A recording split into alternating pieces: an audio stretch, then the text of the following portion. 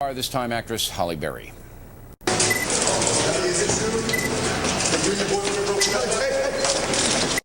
Hi, Halle. How you doing? You know what? You should get the f away from me. This is insane.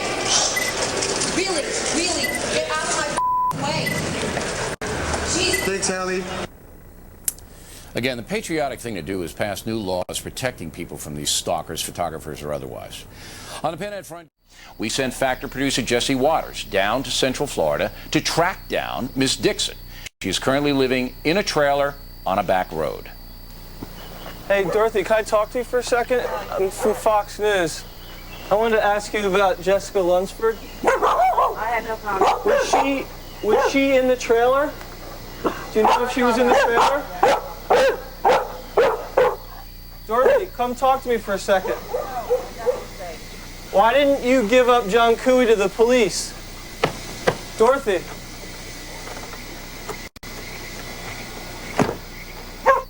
Joining us now from Tampa is now Factor producer Jesse Waters, who attended the event. I should have said at the beginning of this report, it's not for kids, so either turn the thing off, the kids are there, or chuck them out of the room. All right, you go up to Brown University, prestigious university, $40,000 a year tuition, okay? In addition to the $100 they get from every kid to pay for their government services.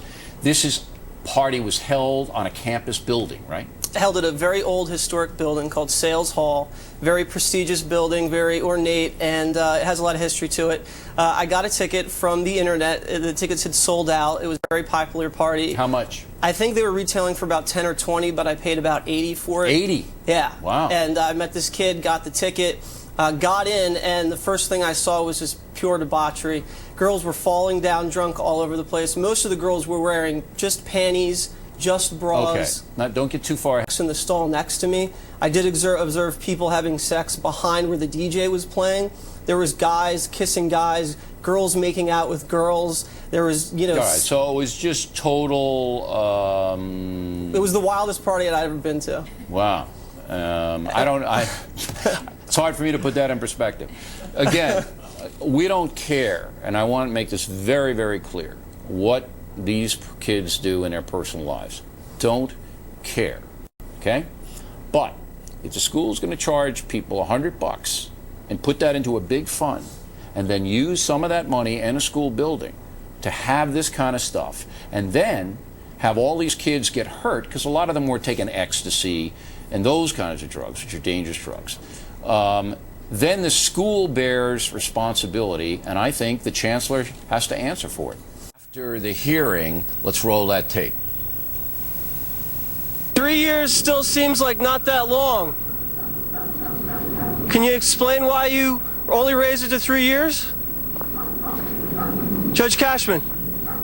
All right, so obviously this guy, and he didn't give an explanation. Ambush journalism, as you may know, the Factor occasionally sends out producers to confront people who will not answer serious questions about controversial things they do, like judges giving child rapists probation, for example.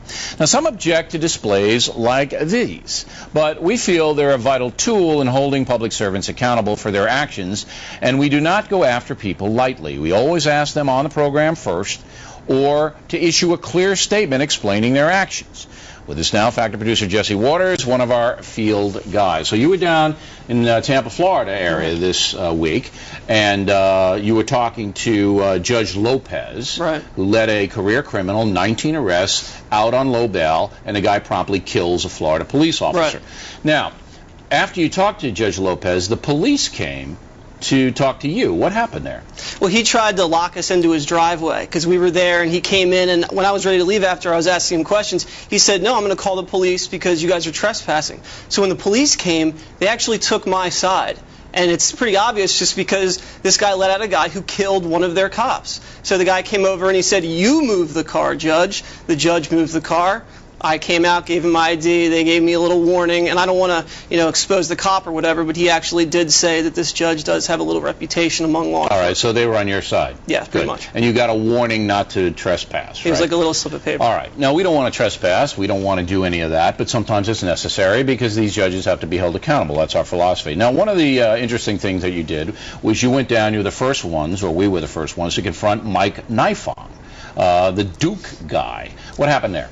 Well, that was one of the funnier ones because I'm actually a lacrosse player and I felt a lot of solidarity with some of the guys that he was railroading. I didn't think I was going to get him because when I went up to his property, he had gone inside to put the paper away. So I thought it was over, but he had to come back outside because he had left his dog unleashed outside. So he came downstairs, started pointing at me, yelling. This is actually probably the dog that ate his law license that he just had to admit to the bar. So well, what was he yelling at you? He said, "Get off my property. I only talk about this in the courtroom." That kind of stuff, just barking. He was very macho. The funniest part was, obviously, was that he had his bathrobe on. Okay. Again, all we wanted to do was have him explain his actions to some extent and just wouldn't. Now, one of the big ambushes we did was with NBC Washington Post analyst Arkin, William Arkin, right? First name, who said that our soldiers in Iraq are mercenaries, an incredibly stupid statement, as they don't get paid nearly enough. What happened here? Well, I was waiting outside of his house, and he started to leave, and he was loading a lot of things into the car, like ice skates, so I thought he was going to go to the local pond. He ended up driving an hour and a half from Vermont all the way to Massachusetts, so I had to follow him there. Did he know you were on his tail? I couldn't tell. And so when we get to the parking lot, he was with his family. And I didn't like to do it in front of his family. We'd prefer not to have people there around. But we had to confront him because he really slandered the troops, and I felt like it was important to represent a lot of the military family. You don't family. raise your voice. You just ask him questions, and if he wanted to, you know, do it somewhere else, we certainly would have done that. It was interesting he had the NBC News cap on. That was just, I think God did that for us to show what a bad guy this is. And the last guy was Connor in Ohio, a judge who gave a very light sentence to a guy who molested a 5-year-old and a 12-year-old boy. This guy was, I think, the most arrogant of all of them. Yeah, I waited for 10 hours on Saturday, so I was really geared up when I ended up confronting him later on in a parking lot. So he actually said that pedophilia is similar to alcoholism and equated those two. They said it was a disease, and then he just flipped off. This is a bad guy. This is a bad guy. Well, you know, and that's one of the good things about the ambush stuff, is that we expose them for who they are. And sometimes I feel bad about it, but you do a nice job. And there's an industry now of creeps that are paid by websites to hound and stalk people, famous people. You know, you might be a victim of this sometime, too, and I'm not saying this with any kind of frivolity. You might be a victim of this. When you get up, somebody might stick a camera in your face as soon as you get out of your house and follow you all day long.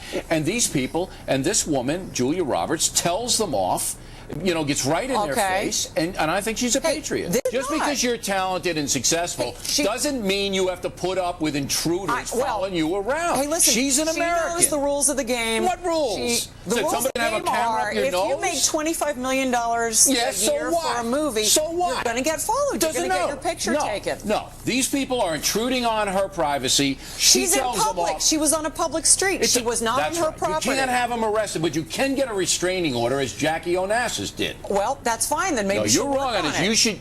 Roberts is a patriot because she's doing something about it. Hey, well, look, Dew Point gives her no sympathy. If she wants real privacy, she should move back to Smyrna, Georgia. No one will care about her there. She's an American. She's not entitled to be treated this way.